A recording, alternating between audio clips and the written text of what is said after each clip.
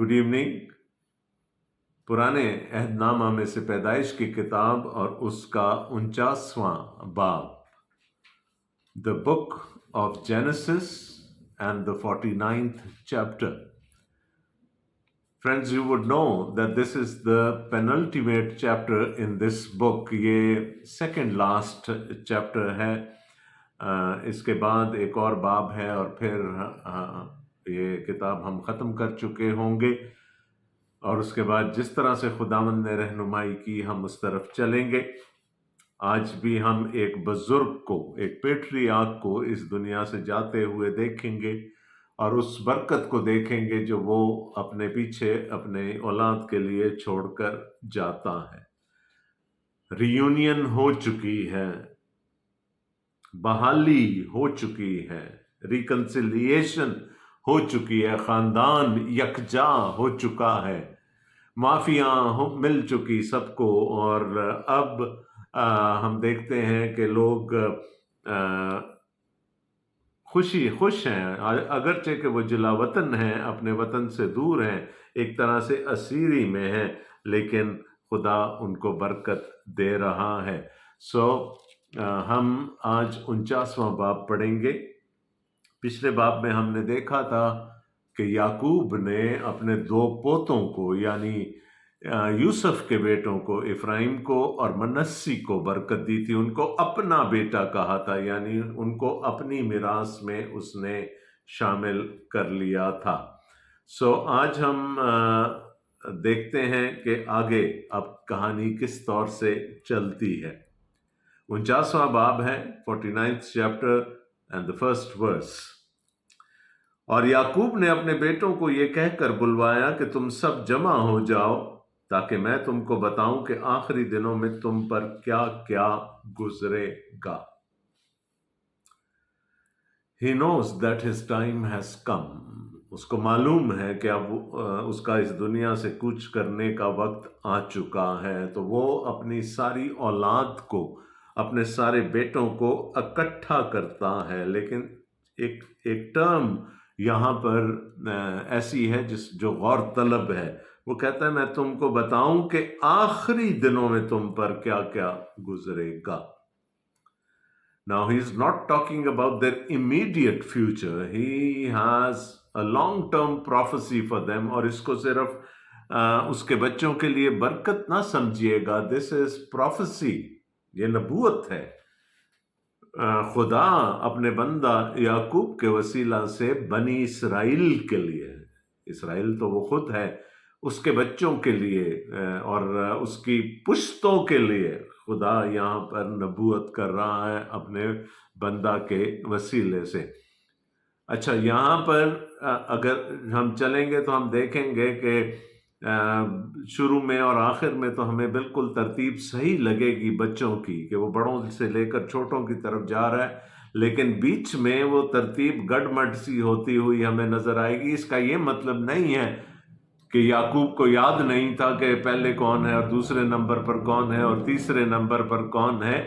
ऐसा हरगिज नहीं है कि उसकी यादाश्त इतनी कमजोर हो चुकी थी। This is prophecy.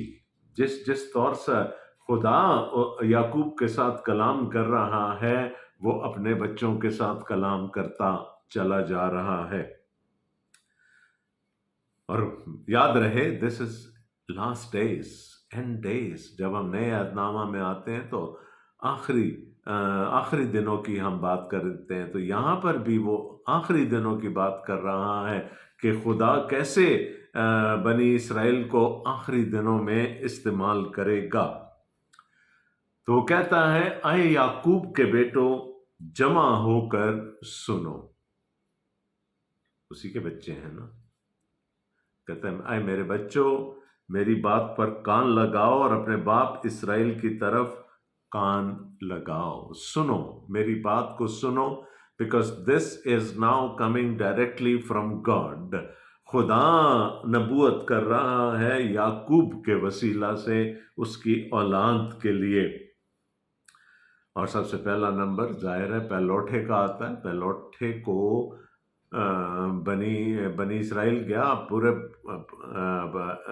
پوری بائبل کو دیکھ لیں اور خاص کر پرانے عہد نامے کو، تو پیلوٹوں کو بڑی سگنیفیکنس ملتی تھی، وہاں پر بڑی اہمیت ملتی تھی۔ اور کیا کہا خدا نے؟ اے یعقوب، اے روبن، نیچرلی روبن اس کا پہلا بیٹا ہے جو لیا سے خدا نے اس کو دیا تھا، لیکن یاد رہے کہ روبن کی زندگی میں ایک گناہ ہے، اس سے ایک غلطی سرزد ہوئی، اور جو بھی اس کی برکت ہے یہاں پر، اس میں اس کو یاد دہانی ضرور کرائی جا رہی ہے کہ اس نے کیا کیا۔ آئے روبن، تو میرا پہلوٹا، میری قوت اور میری شہزوری کا پہلا پھل ہے۔ You are my first born, نا؟ تو نے اپنی ماں کے رحم کو کھولا، تو میری شہزوری کا پھل ہے۔ when I was at my prime، اس وقت خدا نے مجھے تیری صورت میں ایک بیٹا دیا، تو میرا پہلوٹا ہے اور میری قوت ہے۔ ظاہر ہے، میں نے آپ کو کہا تھا کہ پہلوٹوں کو بڑی اہمیت دی جاتی تھی ان دی اولڈن ٹائمز۔ ابھی بھی اگر آپ کچھ کلچرز میں دیکھیں تو ابھی تک پہلوٹوں کو بہت اہمیت دی جاتی ہے۔ تو میرے روب کی اور میری طاقت کی شان ہے۔ آپ کو معلوم ہونا چاہیے کہ in the olden times and even today, پہلوٹا جو تھا وہ باپ کا کاروبار سنبھالتا تھا، وہ گھر سنبھالتا تھا، اس کو جائیداد کا دونا حصہ دیا جاتا تھا، because he was the care taker for the family. تو وہ ایک طرح سے اپنے باپ کا جانشین ہوتا تھا۔ He would take over the mantle from his father۔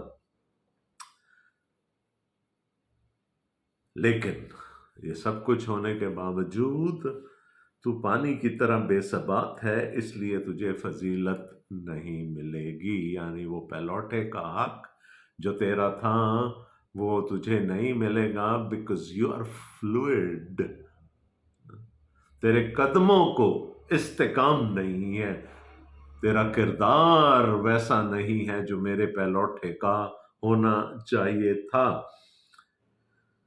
کیونکہ تو اپنے باپ کے بستر پر چڑھا، تو نے اسے نجس کیا۔ روبن میرے بچھونے پر چڑھ گیا۔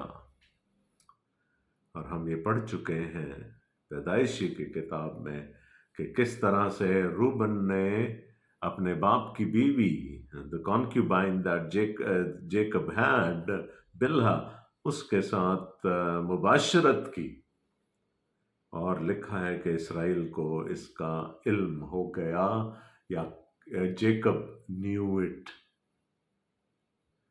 تو اس ایک گناہ کی وجہ سے وہ اپنے پہلوٹے ہونے کا حق کھو بیٹھا، کیونکہ اس لکھا ہے کہ تو فلوئڈ ہے، تجھے ثبات نہیں ہے، بے ثبات ہے، تو گمراہ ہو سکتا ہے، اس لیے تجھے فضیلت نہیں ملے گی۔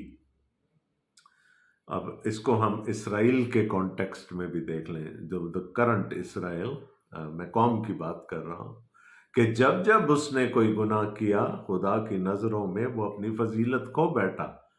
اسرائیل کو من حیث القوم خدا نے اپنا پہلوٹا کہا تھا، لیکن وہی اسرائیل جب بت پرستی کرتا ہے، وہی اسرائیل جب سماجی انصاف چھوڑ دیتا ہے، تو پھر وہ اپنی جگہ کھو دیتا ہے، اپنی فضیلت کھو دیتا ہے، and when he returns back، تو پھر خدا اس کو اس کے مقام پر ضرور فائز کرتا ہے۔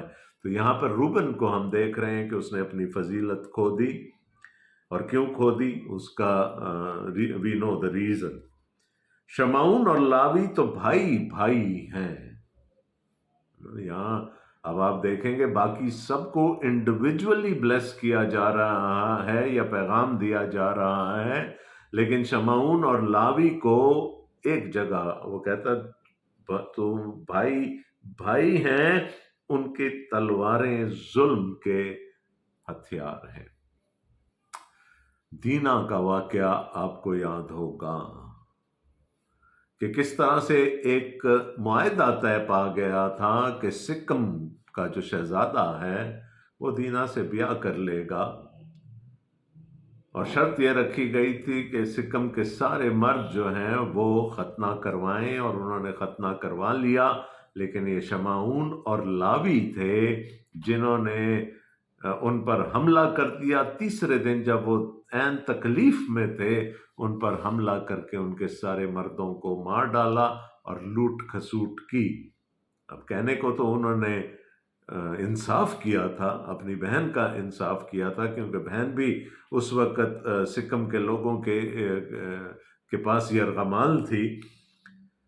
کہنے کو تو انہوں نے انصاف کیا تھا، لیکن جو ان کا طریقہ تھا وہ صحیح نہیں تھا خدا کی نظر میں۔ تو اس لیے یعقوب کیا کہتا ہے، شمعون اور لاوی تو بھائی بھائی ہیں، ان کی تلواریں ظلم کے ہتھیار ہیں۔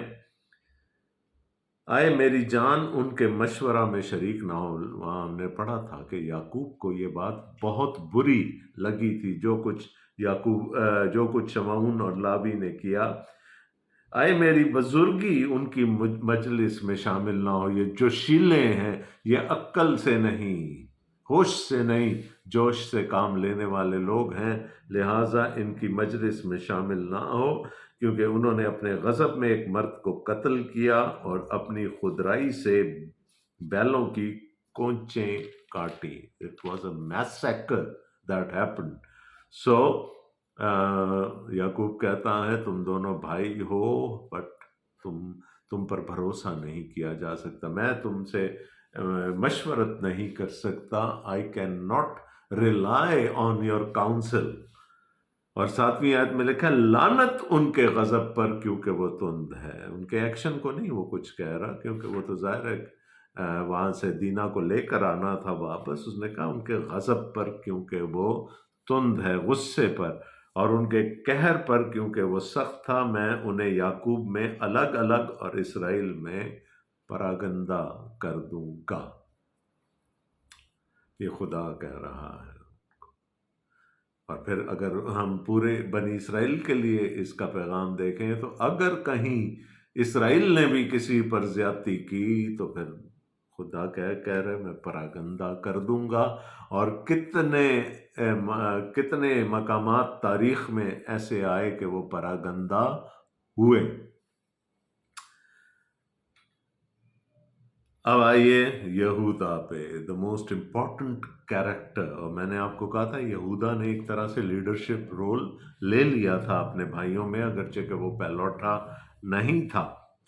یہودا شیر ببر کا بچہ ہے، ہی ٹیک سٹینڈ فار ہز بردر، وہ شیر ببر کا بچہ ہے۔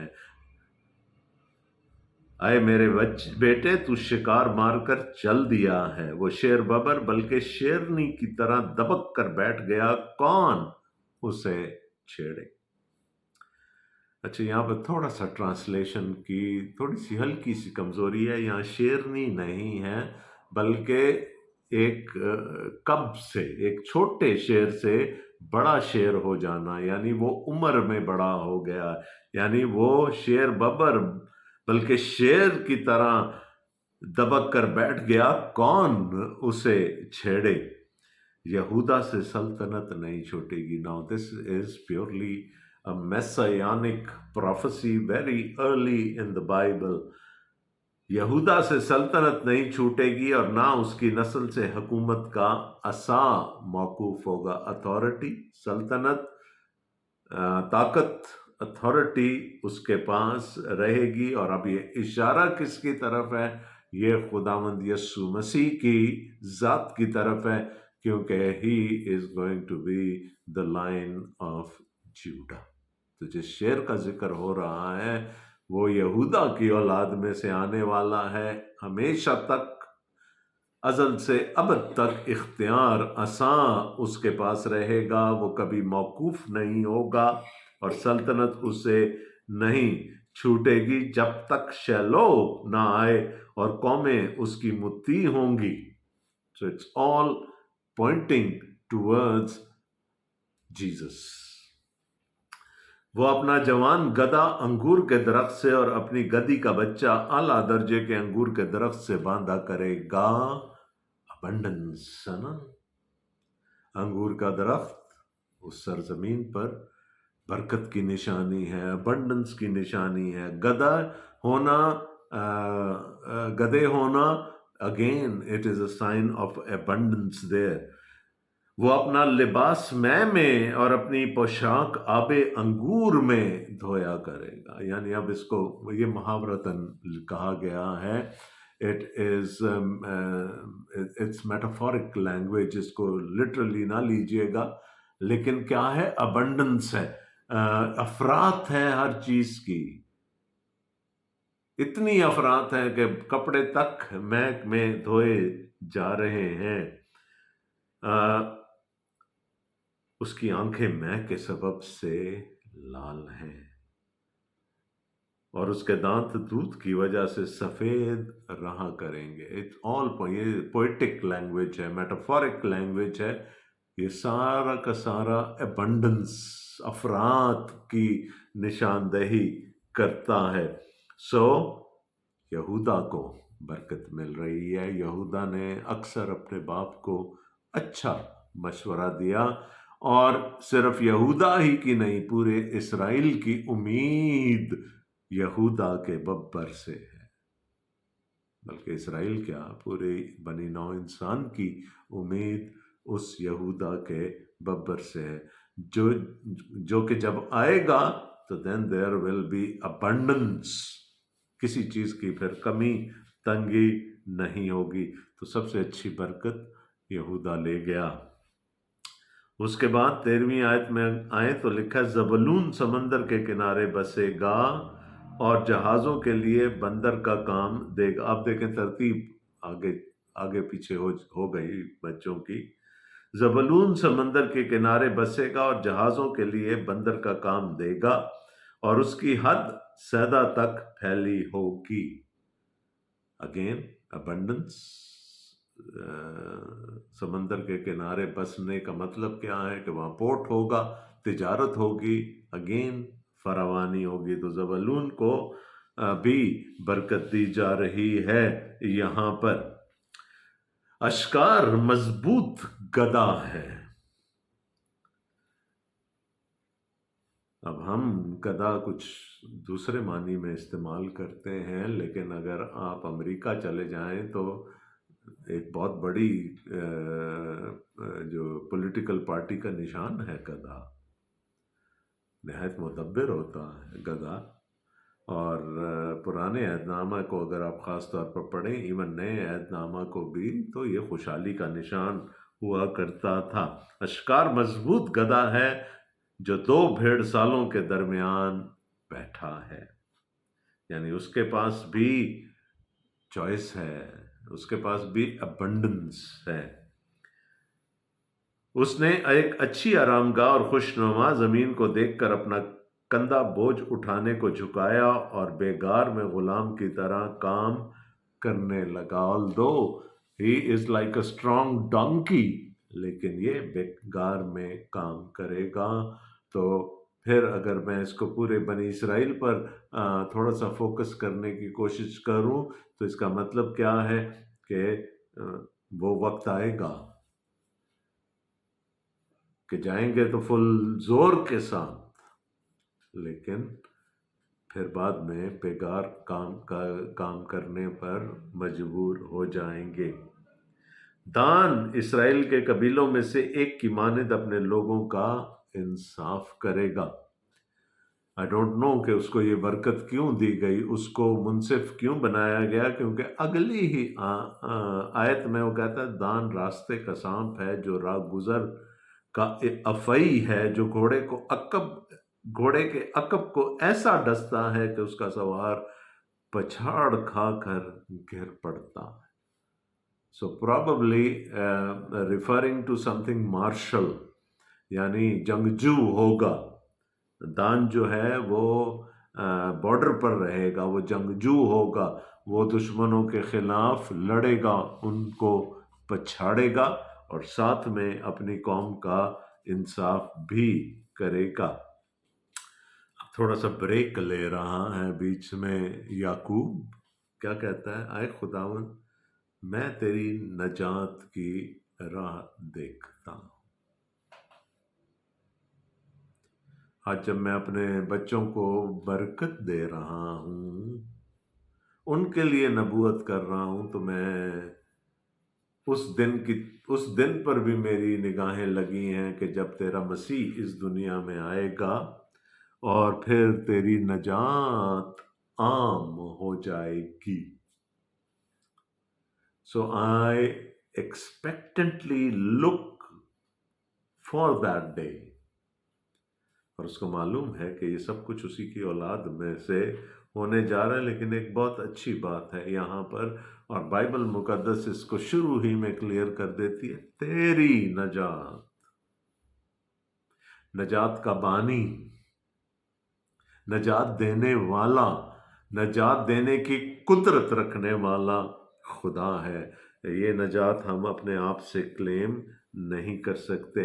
تو اس کو یعقوب کو معلوم ہے کہ at the end of the day اسی کی اولاد میں سے وہ ہوگا جو کہ نجات کا باعث بنے گا، اس کے اپنے لوگوں کے لیے بھی اور کل عالم کے لیے بھی۔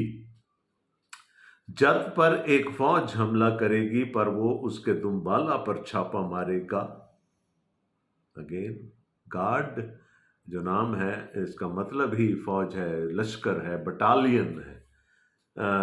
جد کا مطلب ہے جنگجو، اور جو آگے لکھا ہے اس پر ایک بٹالین، ایک فوج حملہ کرے گی پر وہ اس کے دمبالا پر چھاپا مارے گا۔ بریو ہے نا، وہ اس کو پچھاڑ دے گا۔ عاشر نفیس اناج پیدا کیا کرے گا، یعنی ہر ایک کی برکت مختلف ہے۔ عاشر نفیس اناج پیدا کیا کرے گا اور بادشاہوں کے لائق لذیذ اشیاء مہیا کرے گا۔ جو زیادہ اسٹرکٹ قسم کی جو باتیں تھیں وہ کر چکا ان سے جن کا قصور تھا کہیں نہ کہیں۔ یہاں پر وہ اچھی باتیں کر رہا ہے کہ کوئی جو ہے وہ فوج کو سنبھالے گا، کوئی اناج پیدا کرے گا تاکہ یہ قوم آگے بڑھتی چلی جائے۔ نفتالی ایسا ہے جیسے چھوٹی ہوئی ہرنی، وہ میٹھی میٹھی باتیں کرتا ہے۔ اسکالرز بھی ہیں، اچھا بولنے والے بھی ہوں گے، اوریٹرز بھی ہوں گے جو اچھے اپنے لوگوں کو اچھی باتیں کریں گے، نصیحت کریں گے، ان کو سکھائیں گے، ان کو رائٹ ڈائریکشن میں لے کر جائیں گے۔ اب اگر سب سے بڑی برکت یہاں پر کسی کو دی گئی تو وہ یوسف ہے، اور یوسف کی کہانی ہم سب جانتے ہیں۔ یوسف ایک پھلدار پودا ہے۔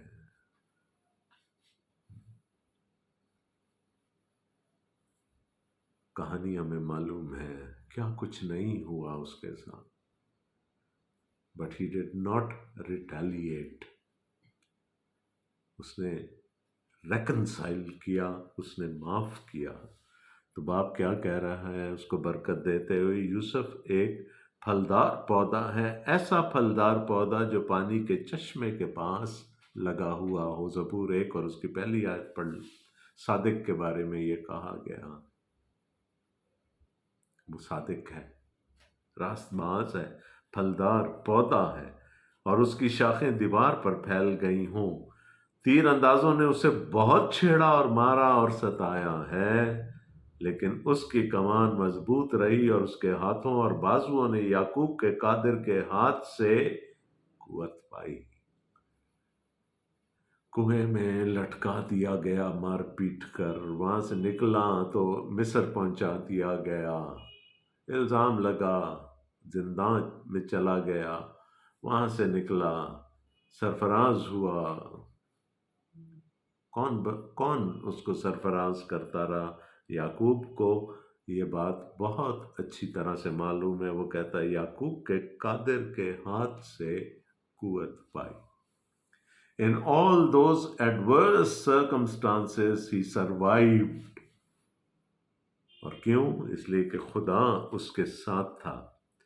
वहीं से वो चौपान उठा है जो इसराइल की चट्टान है, इसराइल को बचाने वाला।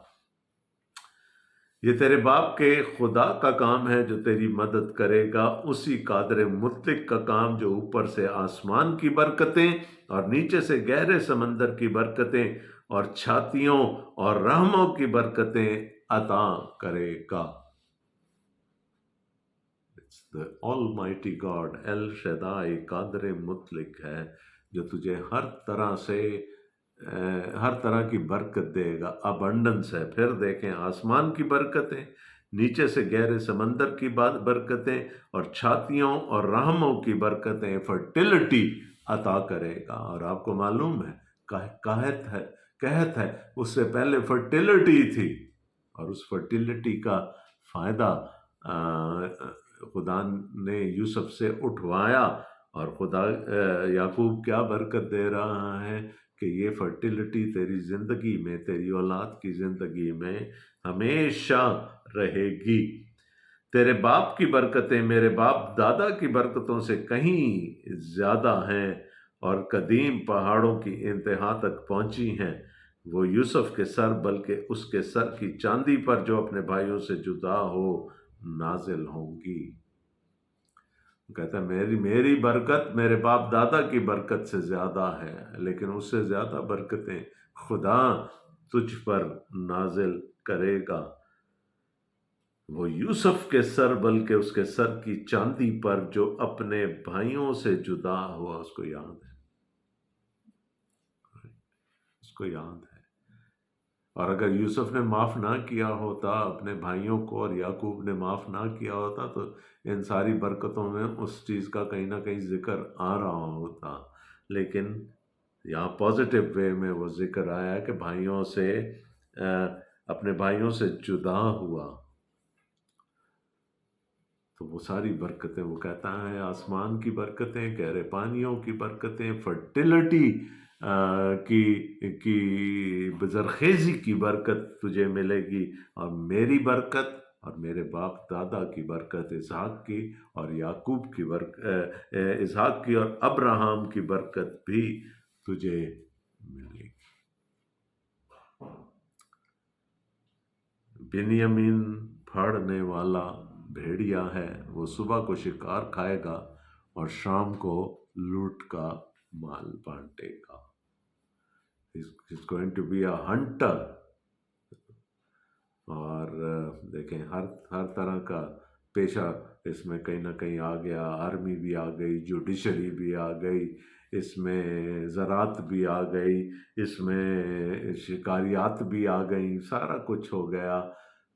और ये बरकत याकूब ने अपने बेटों को दी, लेकिन दीज आर ये एंड टाइम्स की बरकतें हैं।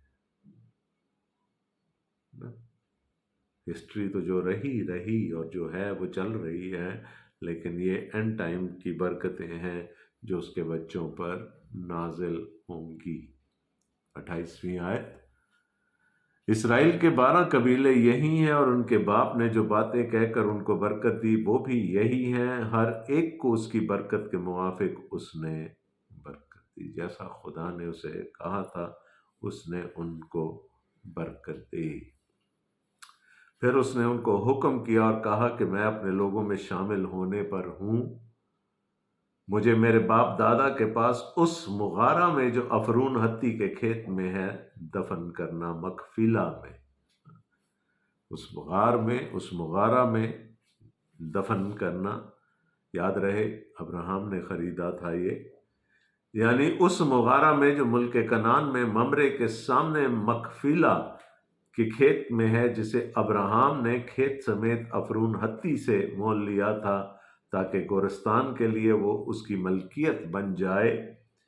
वहां उन्होंने अब्राहम को और उसकी बीवी सारा को दफन किया। वहीं उन्होंने इसहाक और उसकी बीवी रिबका को दफन किया, और वहीं मैंने भी लिया को दफन किया, यानी उसी खेत के मुगारा में जो बनी हद से खरीदा था। और जब याकूब अपने बेटों को वसीयत कर चुका तो उसने अपने पाँव बिछोने पर समेट लिए اور دم چھوڑ دیا اور اپنے لوگوں میں جا ملا، برکت دی، وصیت کی، اینڈ ہی بریتhed ہز لاسٹ، اس دنیا سے رخصت ہو گیا، وعدہ لے کر، وصیت کر کے وہ اس دنیا سے چلا گیا۔